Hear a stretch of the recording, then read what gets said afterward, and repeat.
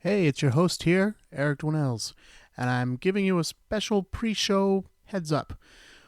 This is actually one from the crypt. That's right, this is an episode that I recorded months back, and you're going to hear there's a little bit of an audio issue with it, and I thought, well, maybe this isn't okay to put out there. But I listened back to it recently and I said, it's really not that bad. And I think if I tweak a couple things, I can make it even a little bit better. So you're still definitely going to hear it. The problem is there's a little bit of crackling that was caused by the microphones. I had a very, very, very busy weekend. I was out of town most of the weekend. I was not able to do a regular episode.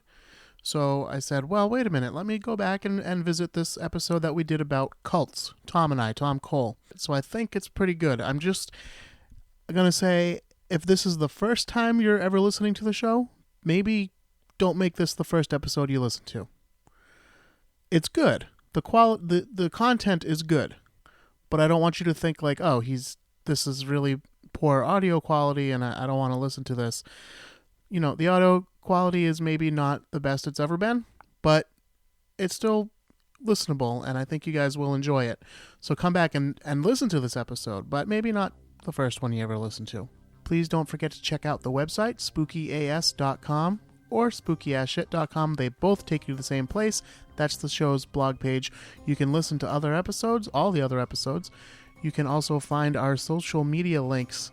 We are at spookyasshit on Twitter and Instagram, and you can like us on Facebook at facebook.com/spookyas. I have heard your cries for official drinking game rules. I have heard your cries for merchandise, and I will tell you, I am working on both of those things. So here it is, the lost episode. Actually, we tried this one several times. You'll hear us talk about it on the episode. It's been kind of a cursed topic for us to talk about cults. So we also get, if you're sensitive about religion, this is not a good episode for you to listen to. I'm going to give you guys a visualization that might help you ignore the audio issue.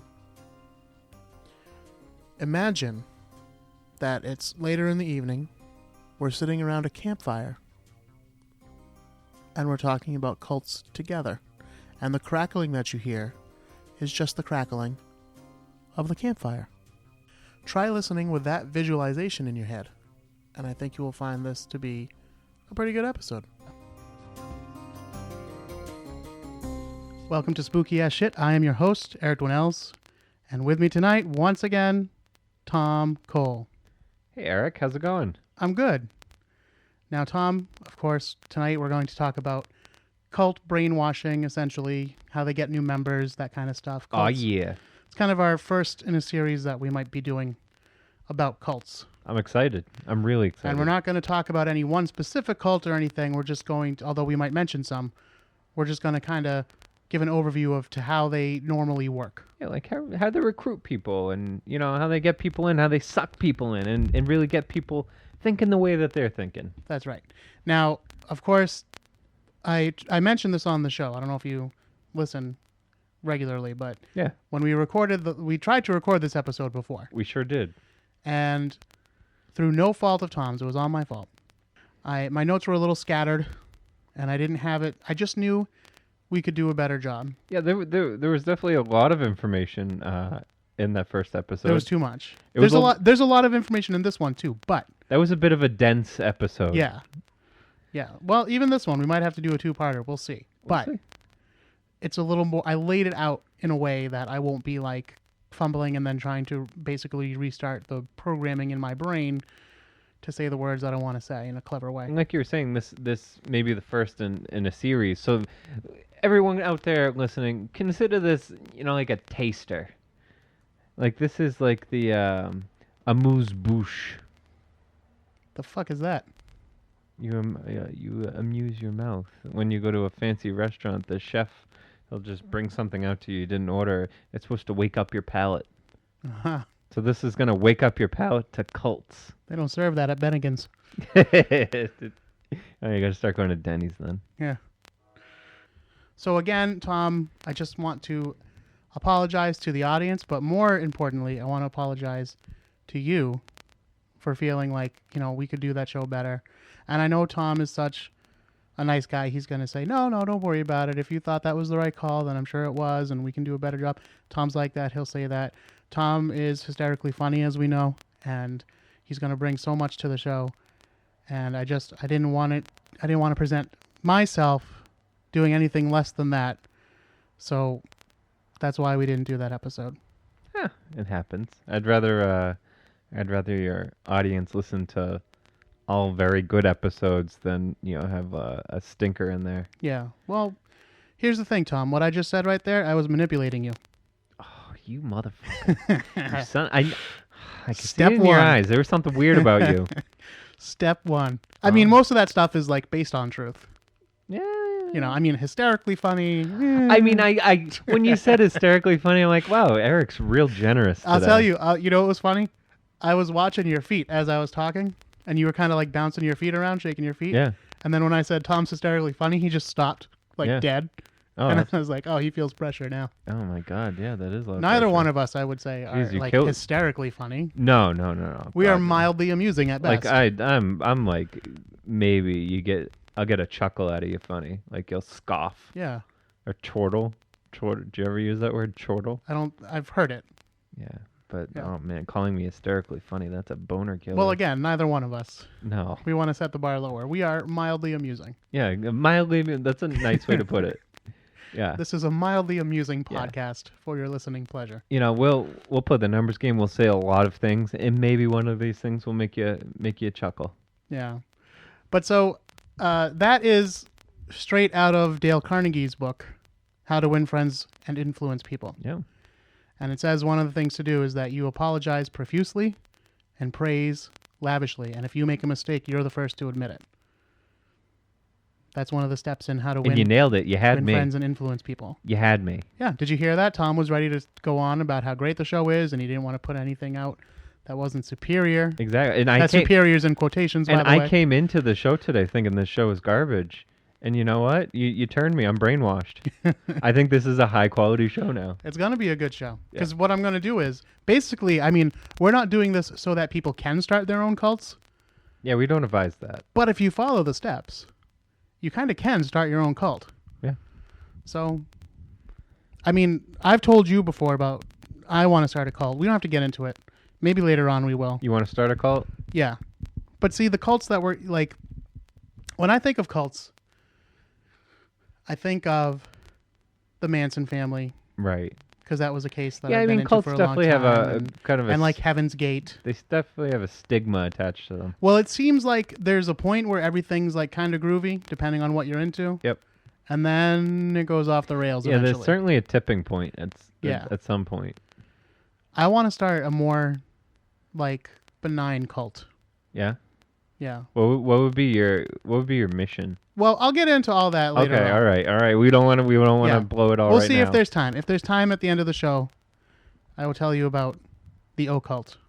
Ooh. When starting a cult, what kind of person do you want to look for? I'd say probably kind of like a lost soul. That's who I pictured joining a cult. Yeah. I pictured lost soul, kind of weak-minded. They don't really have many strong ideas of their own. Well, you're half right and half wrong. Okay. Oh, all right. Because actually, people with low self-esteem, which is kind of sounds like what you're talking about. Yeah. The problem with that person is that they tend to be depressed and looking inward. Yeah. Too much so, in fact. They might not be able to pick up a message from the outside because they're too busy being like, everything happens to me, poor me, I'm miserable. Sorry to everyone out there with low self-esteem, but if you listen to this show, You probably have low You're self-esteem.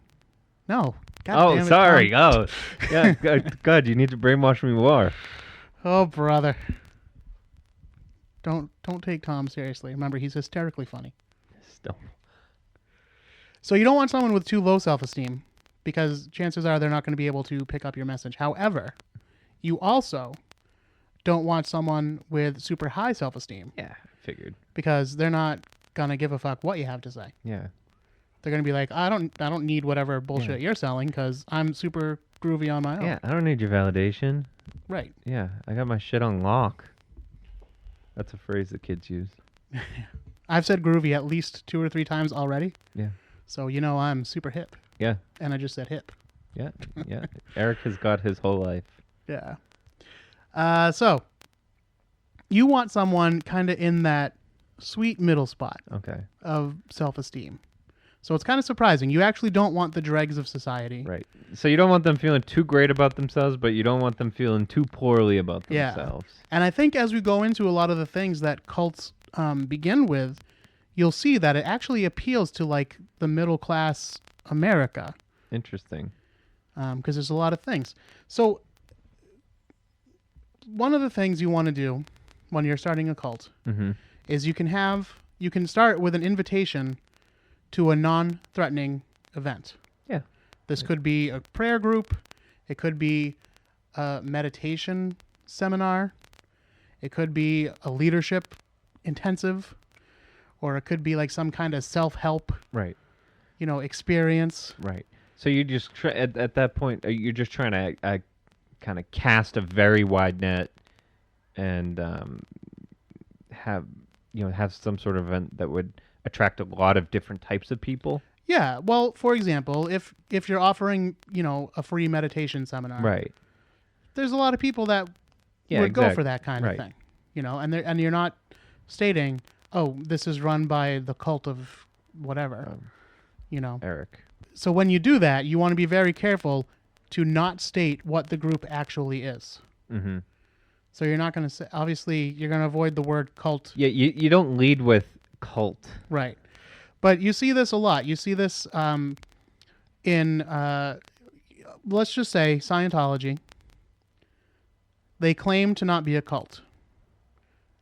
Maybe they are, maybe they aren't. That's for the courts to decide. It's not up to me. The religious group. Yes. But here's the thing. They actually fit extremely well into many of the things that we're going to talk about. Mm-hmm. According to reports from members and ex-members. Yes. They are a litigious group, so I'm just putting a big allegedly sure. Yeah. on all of this. Yep. Eric doesn't want 2 people hanging out of his window and watching over his every move. I already get Mormons up here all the time. Do you? Yeah.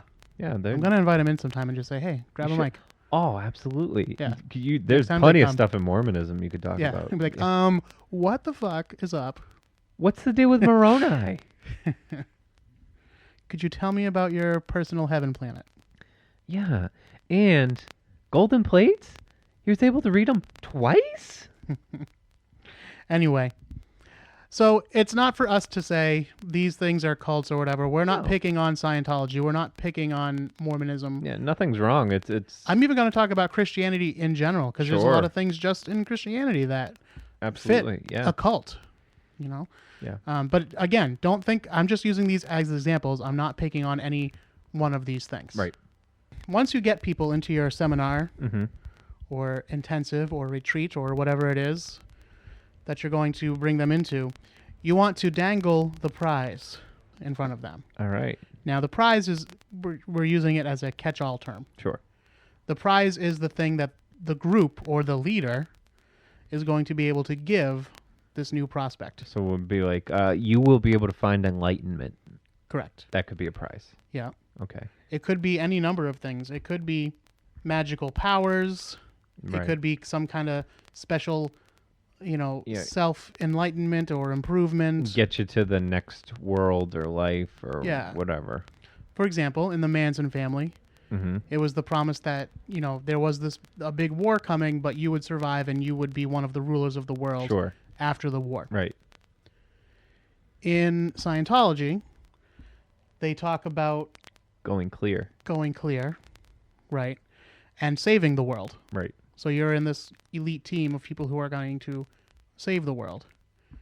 It was the same thing with the Heaven's Gate cult. They said they were going to ride this comet and go to the next level that way. And that was they were the special people. Right. Certain sects of Christianity believe in what's it called? They made movies about it where people vanish. It's spontaneously. No, what? Fuck. I'm totally blanking on the term. When people are like zooped up to heaven and the rest of us are left behind, that's the name of the movies. Oh, like The Leftovers? Did you ever see that show? I love it. No. It's on HBO. All right. That's exactly what, it's about. That's exactly what it's about. Well, there's like a Christian author that they made like a Kirk Cameron starred in the movies. Of course he did. Yeah. About people who were like left behind. I don't know. A rapture. Oh, Jesus Rapture. Christ. Oh, jeez. All right, yeah. There was people screaming at their That was a layup. at their speakers. Yeah. Jeez. Being like, rapture. He's talking about a rapture. Oh, man, we're both dumb. Oh, man. That took so long to get out. It really did. Even if I edit it, we're going to sound really dumb. No, that's right. You should keep it all in. All right. So a rapture. The idea that you'll be able to take part in some sort of rapture. But even, the Jews call themselves the chosen people. Yeah. Most Christians believe you can't get into heaven unless you believe in Jesus. So that's their special thing. Yep. Everybody, and of course Muslims, They all have their own set of rules. Everyone's got their thing, Yep. right? And by the way, if you're thinking, well, yeah, but a lot of these things don't have front groups. Well, they do, actually. Alcoholics Anonymous. Oh, absolutely. They're heavily based in Christianity. Yeah, it's based on Christian tenets and funded by Christian groups. Yep. And Narconon is actually a program of Scientology. Is it really? Mm-hmm. I did not know that. Yep. And so there are all sorts of front groups. And then, of course, Scientology, the big trick is, hey, do you want to take a personality test? Right. And they're not saying, do you want to come learn about Scientology? Do you want to learn about how you can go clear? Do you want... So it's all that kind of stuff. And then you dangle the prize in front of them. Sure. Or the promise, whatever it is that's going to make that person special or going to give them something that they desperately want out of life. And at this time, you should also offer a free gift. So this could be the free seminar or whatever, but it could be something even more. It could be, I don't know, what are some... Like a coupon to Fuddruckers. Possibly. Or maybe just they take you out to dinner. Yeah, exactly. Yeah. Something with a nice you're group just of getting people. something from it. Yeah. And then it kind of works like a timeshare. Like, oh, you get a free weekend. Yeah, but you have to watch this presentation. Right. It's like that. Yeah, right. And you feel like, well, okay. Wait, no, there's no pressure to buy, though. No Right. pressure to buy. I mean, just sit, enjoy your meal, but we'll just give you the information. You could do whatever you want with it. Right. But then they know that you're going to feel indebted to stay and see whatever they're showing. And then they're going to be persistent about contact. Like, I guess you could leave if you want to, but Right. I mean, we did give you this whole weekend Yeah. in Aspen. It's reminded me of a South Park. They literally do that. It's a very good episode. It is a good episode. Yeah. Then, of course, you need to explain the time constraints. Mm-hmm. Look, here's the situation. You see how the world is. You see what's happening. You hear about North Korea. You hear about Afghanistan and all these places. The world there's trouble coming. Yeah, it's starting to happen. Yeah. And it could be, that's just an example. That's a very broad example. It could be even narrower than that. Look, you see what's happening with the borders. Yeah. You see those Mexicans coming over. While we're on this, Yes? just real quickly, and I'm going to derail it, and you can even cut this out. I heard the craziest fucking theory. Okay. And it had to do with the New England Patriots.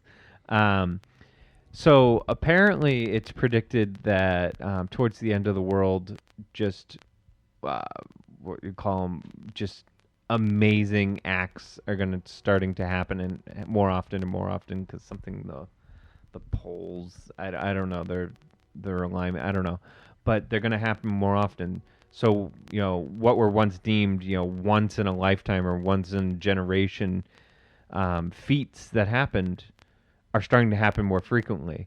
And I was listening to someone who was saying, like, the fact that the Patriots came back from, I believe it was 28-3 in the third quarter to win the Super Bowl is one of those things. It's a sign that the end of the world is coming, because that's something that they had a 0.05% chance of winning that game, and they somehow came back. So that's... Well, I can put you to everyone's mind at ease on that. The Friday before the Super Bowl, Yeah. I went on a pilgrimage to Gillette Stadium. Yeah? Of course, the Patriots weren't there at that time. Of course. They were already. Yeah. But still, just my good vibes. I believe that's really what. That's what did it. Yeah. Oh, that's good to As a know. not sports guy, Yeah. but still I went. You gave them good juju. Right. Yeah. So they were like, Well, oh, thanks, wait. Eric. we Thank feel you it. for Yeah, you're welcome. providing the New England Patriots. You're Because, you know, they needed one. So They they did. So they needed that from you. Thank you. They just needed that one extra person They did. who's like, casual is probably even too kind a term for the kind of football fan I am. Yeah. Yeah. Well, you know.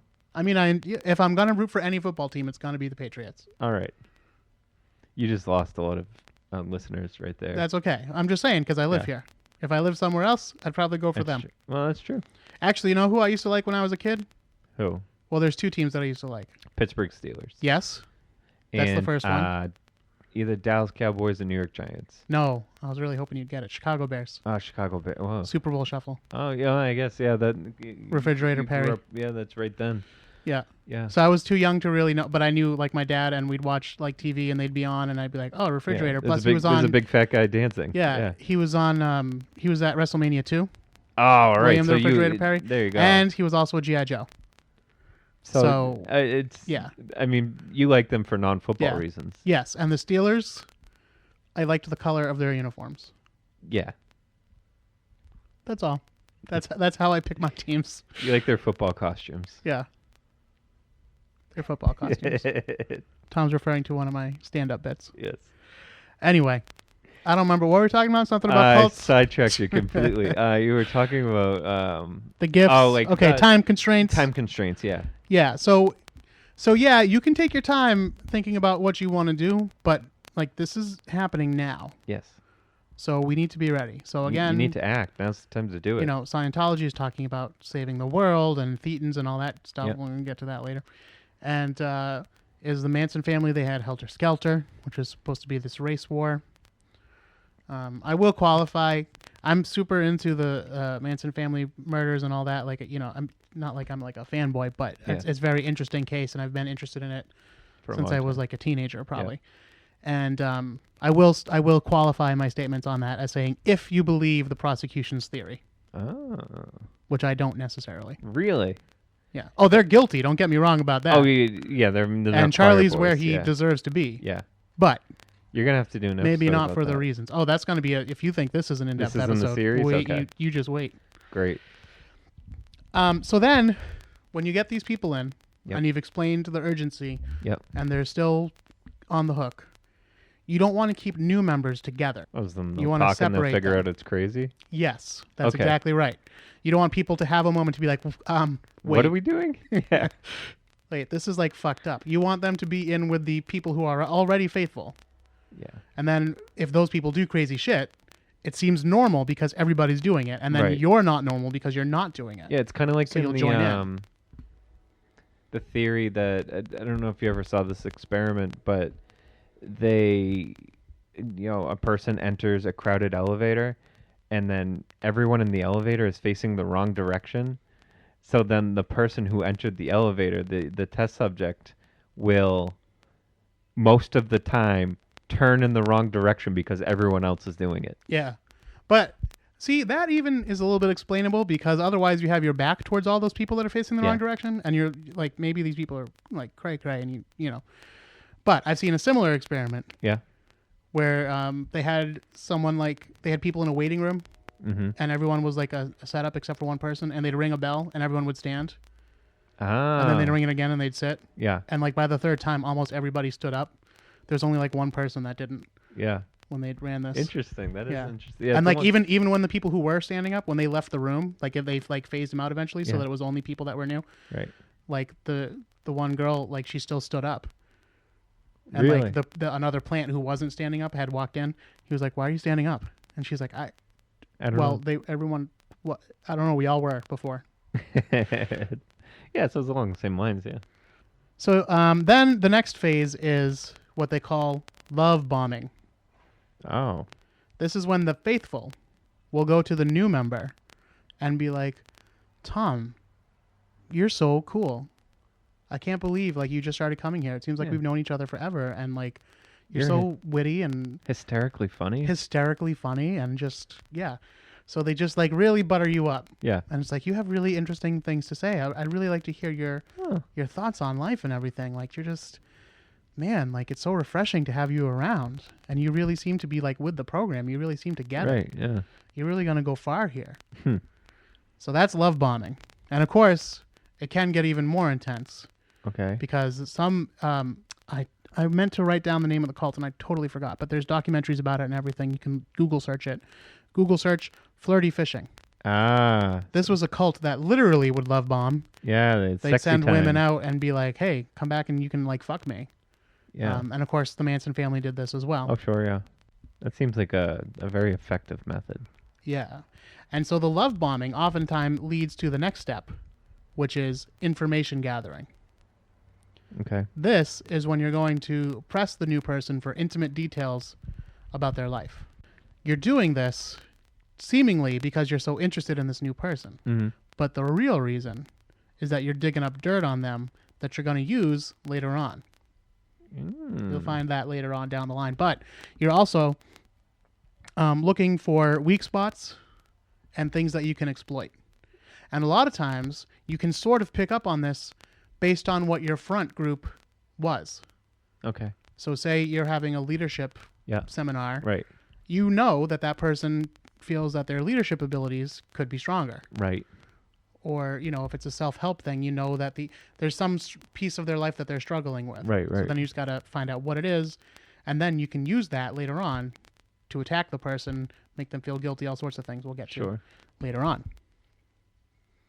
The final step you want to do with a new member to guarantee that they're going to be in this cult now is you want to extract an agreement from the member basically saying that they want the prize that you're offering. Okay. So now this is like the person joining up. It's like a verbal commitment. Yeah, sometimes actually a written commitment. Oh, really? Yeah. Okay. Scientology has like contracts. They have like the 1,000-year contracts and stuff like that.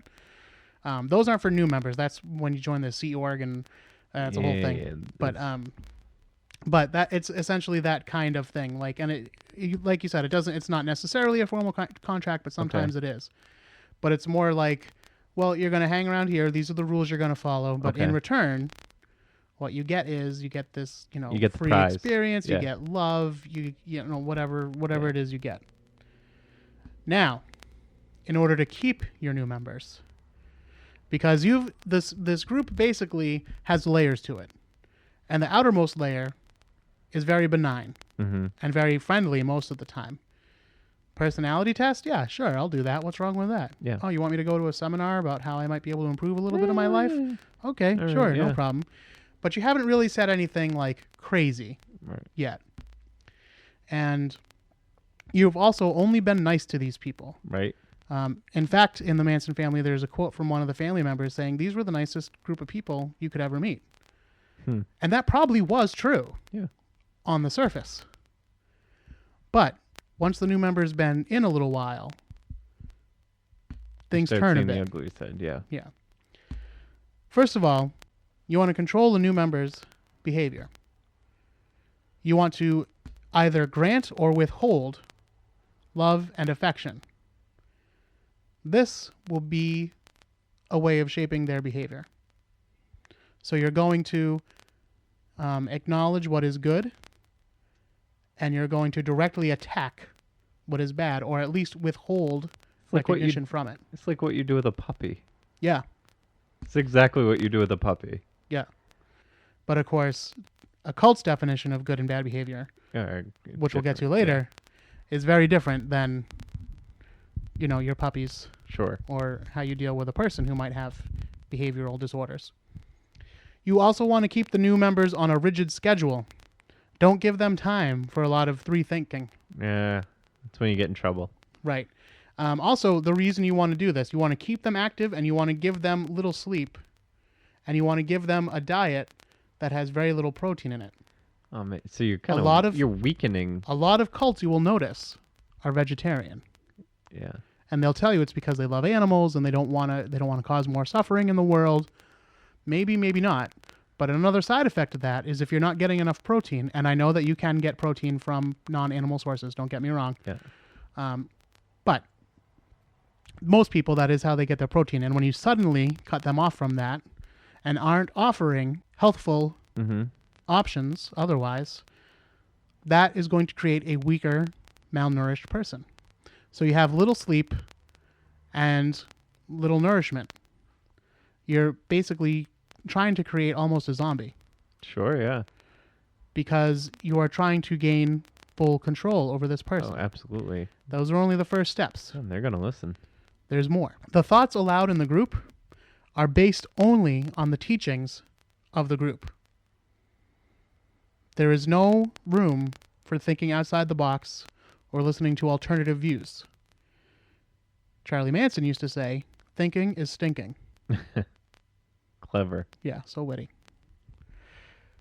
But that would be their point. They'd say, "Oh, you're thinking too much. You got to let go, and you got to be free." And so that's it. It was if you're in any kind of group where they tell you that thinking is a bad thing, yeah, look out. Yeah, I mean they kind of want to put you in a position where they're doing the thinking for you. Right. They're just kind of feeding you what thoughts you should be having. Exactly. Until you learn it by rote. Yeah. They want to control your emotions. They're going to start by making you feel guilty. Mm-hmm. There's all these problems in the world. People are starving. The world is going to be at war pretty soon. And what are you doing about it? Nothing. You're just going to, Netflix and chill through World War III while people are outside dying and starving and, all that kind of stuff. So they're trying to make you feel guilty. Then they'll start putting fear into you. Fear that people outside don't understand. The cult understands. It's the people outside that are the problem. Yeah. They also start adding the thoughts that the people outside are against the cult and, in fact, are plotting to destroy the cult. So they add this paranoia. Yep. You will also, at this time, begin to let out extraordinary stories about the cult leader. Kind of mythicize them? Yeah, this is when you're going to talk about things in the Manson family. I know they talked about Charles Manson bringing a dead bird back to life in front of people. All right. And also levitating his bus up onto a mountain. So is the goal to make this person larger than life? So it kind of puts, I mean, you're in a weak state. You're going to probably believe a lot of what they're saying, but it kind of puts you in a position. You just want to, you're like, oh man, well, if he can do that, that's what I want. Right. I want to be that. Yeah. Yeah. And so you're being fed these things, as you pointed out, after you've been weakened, but also following your rigid schedule, you're also doing a lot of repetitive acts. Okay.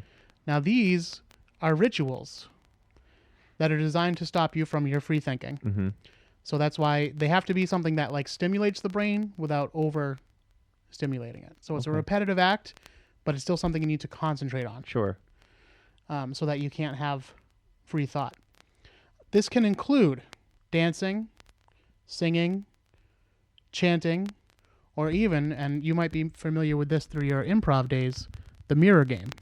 Oh, yeah. You know the mirror game? Oh, yeah, I know the mirror game. And if you play it right, the mirror game, for those of you who don't know, is very common in acting and improv classes. You sit with a partner or stand with a partner, and you face each other, and you have to mirror the person's movement. And in the beginning, you might pick a leader or not. I don't remember. But one person will raise their hand, and the other person has to raise their hand up. And if you do it well, eventually, you really don't know who is leading. Right, exactly. But you're exactly following each other. Yep. But you wouldn't say I'm leading, and it really is kind of freaky. And you really do kind of tunnel vision on at least I did anyway. I remember this happening in high school. Yeah. And it was really trippy, Yeah. Oh, absolutely. Going back to the Manson family, dancing, singing, all of those things. Charlie would write his own songs, so his songs contained the message of the cult. Mm-hmm. And they were getting lessons as they were singing, but they were also only allowed to sing basically those songs. And so these repetitive acts, as I said, I kind of had tunnel vision, and it was really kind of trippy when I was doing the mirror game. Yeah. If you keep doing those kind of things, you will enter a form of self-hypnosis. Oh. Now, it's not hypnosis oh, I'm in no control of myself, but it just puts you in a different state of mind. Okay. Perhaps a more malleable state of mind. Right. And when you do that, sometimes if you do it often enough, you'll revert back to a childlike Oh, all right. phase, like a childlike nature. Right. And members of the Manson family said that at first, Spawn was like a summer camp. They would get up every morning and pretend to be pirates or pretend to be Peter Pan and the Lost Boys All right. and go out and play among the rocks. Yeah. Tom Cruise, jumping on couches, Yeah. shouting about love, making an ass out of himself. A A little bit childlike. little bit. Just saying. So the next phase, I mean, you can switch up the order a little bit. So don't feel like I'm saying like you have to follow these exact steps. You can switch them up a little bit. But you also want to encourage separation from friends and family outside of the cult. Right. You don't want to be talked out of this. No. And they're going to do that by saying, you know, people outside the cult don't understand. If they understood at all, they would be here with you. Mm-hmm. They don't sound like they could love you that much if they don't understand how you want to change your life path. Oh, sure. and live righteously. There's all sorts of precedent for this in mythology and in religion. Just off the top of my head, Jesus leaves his family when he was 13 to go and teach in the temple. Mm-hmm. And then, of course, he leaves later on in his 30s to go and teach. Buddha was a prince who literally like pieced out on his wife and child. And he named his son Shackle, essentially. And I'm into Buddhism. Like I'm down with a lot of their thinking and like a lot of their practices and stuff. It actually, I would say, has helped me like get some level of peace of mind. I don't consider myself a Buddhist or anything, but I've read a lot of their books and everything, and I think there's a lot of useful stuff in there. Sure. But the Buddha does basically say like you have to give up all attachments, including attachment to your family. Oh. Like, yes, of course you love your family, but you shouldn't love them any more than anyone else in the world because they believe in reincarnation. Yeah. So at some point, every living being has been your mother and your father at some point. Interesting. So there's really no reason to have this special attachment to these certain people that are in your life right now. And if you have that attachment to those people, you can't reach nirvana. So they want to separate you from your family. It's actually I think I'm getting away from myself here, but would you consider the Amish? Would you consider that cultish? I mean, again, because I'm thinking I don't know that I'm qualified to determine between a no. cult and I'm saying cultish. Yeah. I wouldn't. Well, honestly, I would say any religion to me, as a non-believer, is cultish. But then on the other hand, there's things that I know that I could easily be duped into. Sure. That would be cultish. Sure. And meditation is one of them. Yeah. I haven't done it, and I'm not saying that all meditation centers are cult-based, but there is, and even just stuff like CrossFit. People kind of joke about that being a cult, but it's kind of not a joke because it really does. I mean, typically they don't shut you off from family, and that kind of like I don't mean that. I understand. Yeah. But there are certain elements that do fall in line with that definition. So yeah. Well, I just asked because I know they're very. I mean, even if you dishonor the family and you're staying in, they'll kind of. Shun you? They'll shun you, exactly. Yeah. And that is a feature of a cult. Exactly. And if you just so happen to want to leave or even thinking about leaving, they'll shun you again. And if you ever leave, you may never talk to your family again. That is true. However, the very fact that they do actually let people leave might technically not qualify them as a cult. Really? Okay.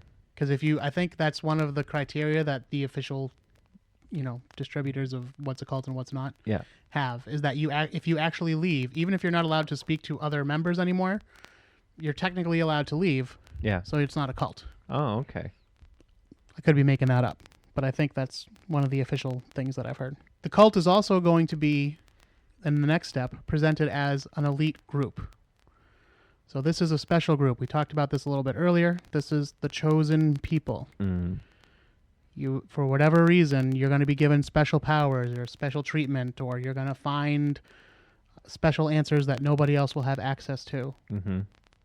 You're doing special work. You're on a special mission, and everything outside of that is wrong and evil.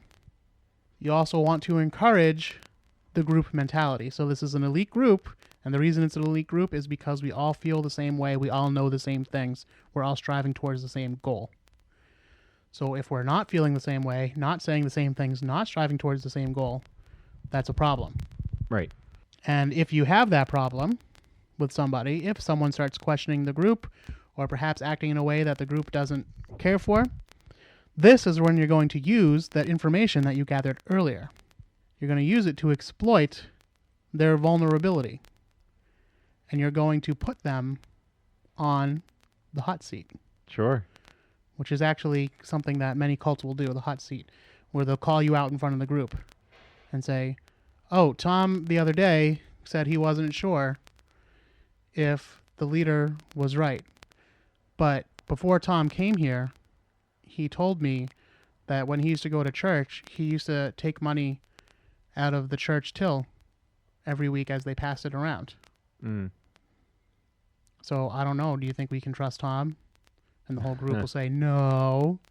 And then it will be a whole thing Right. like, why do you feel the need to question our teachings when you're not a good person yourself? Sure, yeah. And, you know, we're trying to fix you.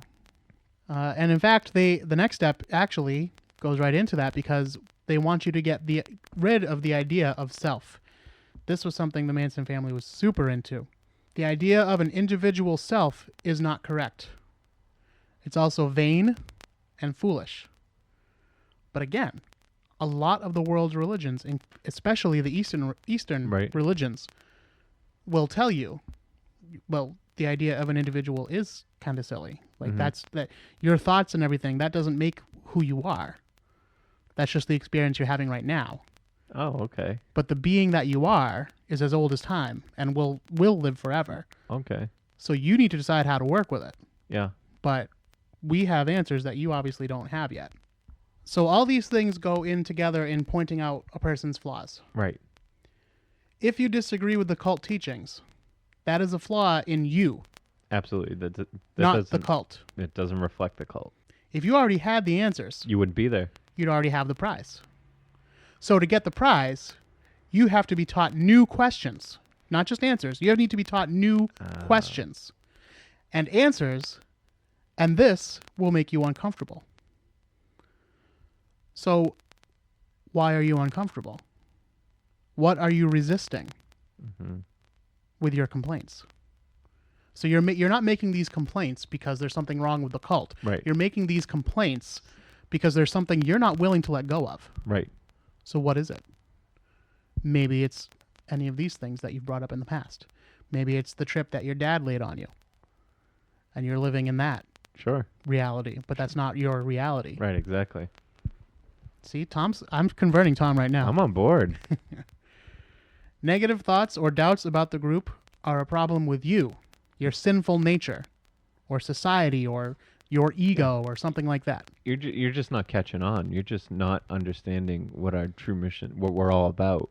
Yeah. And for you to have any second guesses or questions or that, you're not on the right page. Yeah. So again, just to go back into Christianity, that's, you hear, well, God works in mysterious ways. We can't understand his plan. It's unknowable. So don't question it. Mm. So even if everything seems fucked up to you, that's because you're not looking at it the way God does. You can't see his whole plan. Yeah, exactly. And then there's a very interesting quote here from Rio D'Angelo, which sounds like a Will Ferrell character of some sort. But he was the 40th member, Marshall Applewhite's UFO Heaven's Gate cult.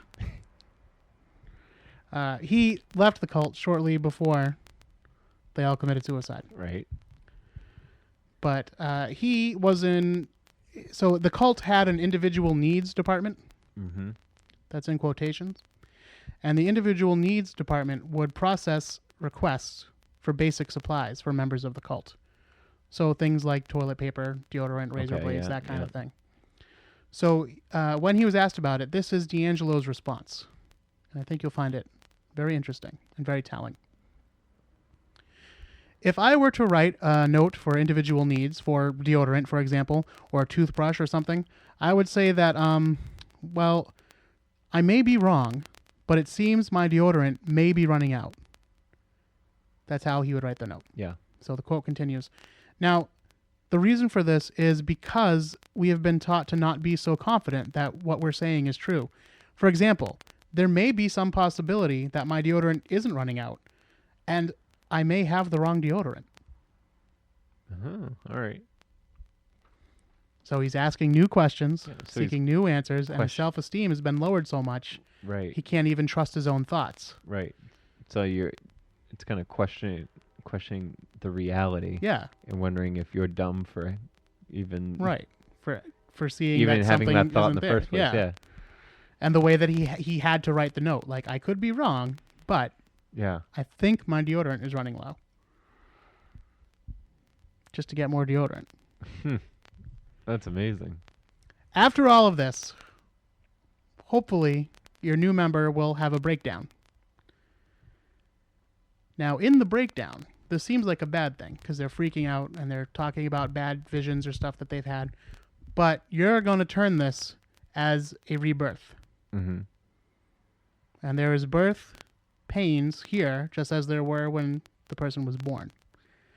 So the pain is you're seeing all these negative things. These are probably items from your past or your psyche that are unhelpful to you. Okay.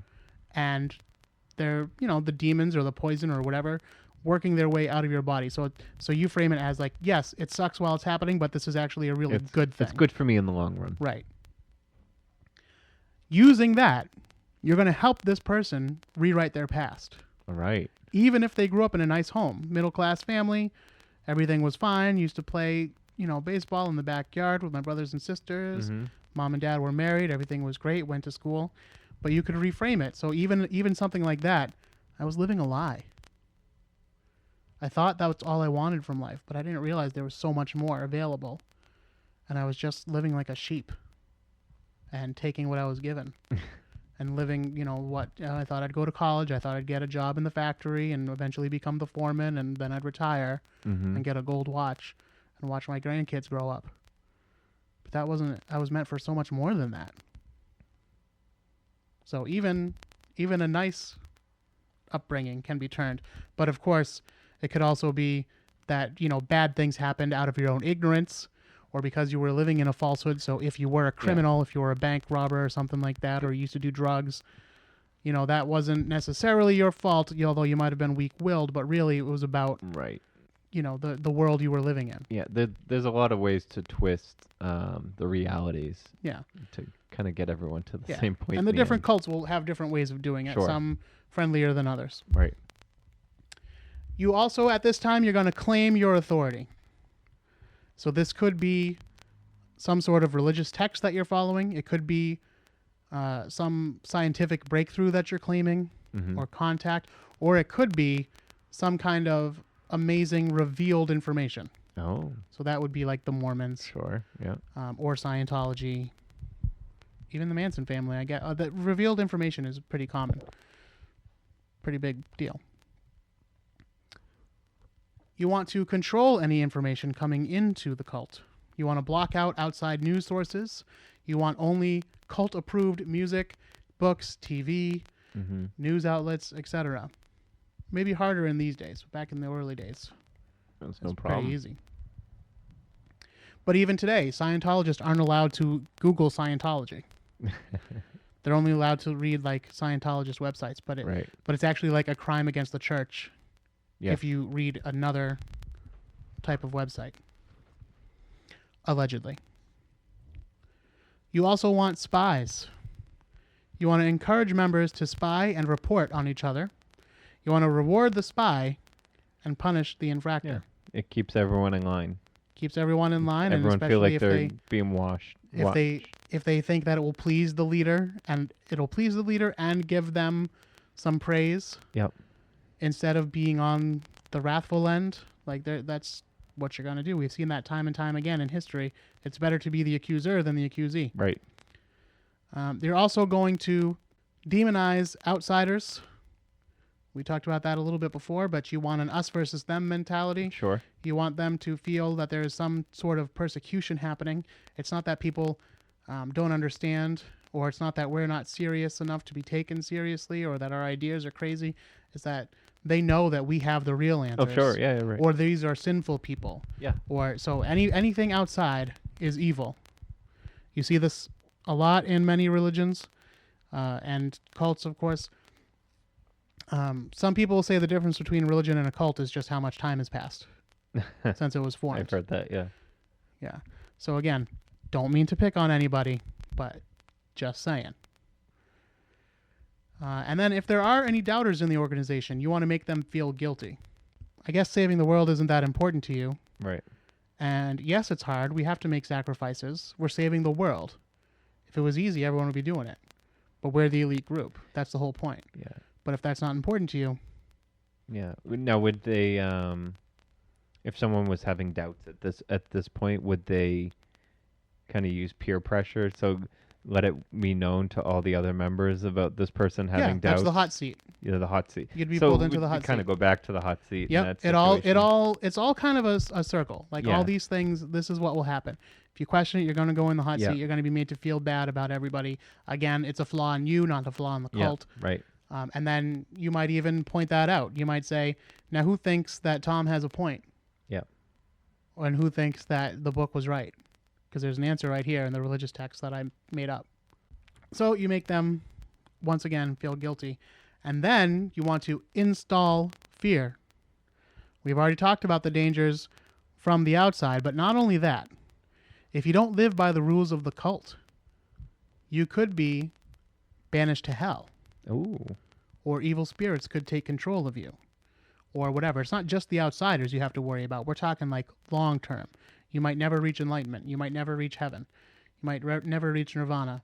You'll never get on the comet that needs to take you where you need to go. You'll never go clear.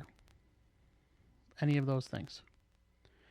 And that's a big deal because you see that a lot with religion. They'll tell you that if anyone speaks out against the religion, that's actually like an evil person. Yeah, right. So that means you're not even open to hearing anything. Like you definitely can't have any free thoughts. That's what I'm talking about when I say a lot of religions actually kind of match up really well, because the church generally these days tends to be more lax on these kind of things. Well, they have to be. Yeah. But some of them aren't. Yeah, most of them are. I could think but some of of them some that aren't. Yeah. If you say anything against it, well, then you're the devil's man. Yep. I've been accused of that several times, and I am not a Satanist. That's about all. It seemed like I had more to say about it, but I didn't. I thought so too. I know. Tom was looking at me, and I was like, no, I got No, nothing keep more, going. so you should No. say something, Yeah. and he didn't. No, well, listen, I work with a lot of Africans. Mm-hmm. Not African Americans, but African. straight up African. Came over here from all sorts of countries over in Africa. And many of them, because, I do magic a little bit. Just a little bit. Yeah, you dabble. Yeah. But every once in a while, I'll get booked to do a show, and they want some kind of magic included. Mm-hmm. So, okay, I'll do magic. And I'll practice on my coworkers, like after work, like as we're wrapping up. I'll be like, hey, can I just show you something real quick? I just need to practice something. Do you mind seeing it? And most of them are fine with it. Sure. Most of them are entertained just like anybody else would be. However, a small percentage freak the fuck out. Yeah. And have literally called me the devil because I made a coin disappear. Yeah. It's And I said, no, this is a magic trick. She was like, no, how'd you do that? I did a transformation. I did a gypsy swap, actually. For those of you of magical minds, I did a gypsy swap of a coin, and it blew her mind, and she accused me of being the devil. And then when she found out that I also ate fire, she pulled me aside to have a talk with me, and she was like, "No, these are devil powers, and I know that she doesn't think that I am willingly following the devil, but she thinks I'm being misled into following. You're going the down devil. the wrong path, Eric. Yeah."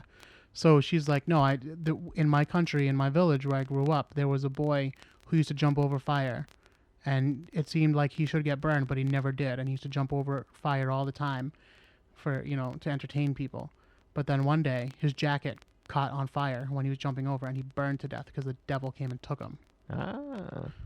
Because he'd been messing with the devil for so long.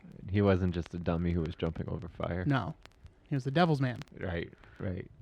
Yeah. So again, small minority. Most of my coworkers are entertained. Yes. But every once in a while, oh boy, I have a coworker who's a witch, an open out of the closet witch. Oh, she's out. And when she came in, I was like, because she wears like her necklaces and everything that make it clear that her pentagram and stuff.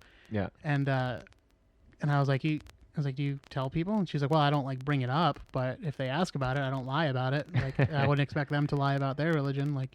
Now these days in the 21st century, if you had a friend, would you be more surprised if a friend came out as gay or came out as being a witch or a Wiccan or one of those?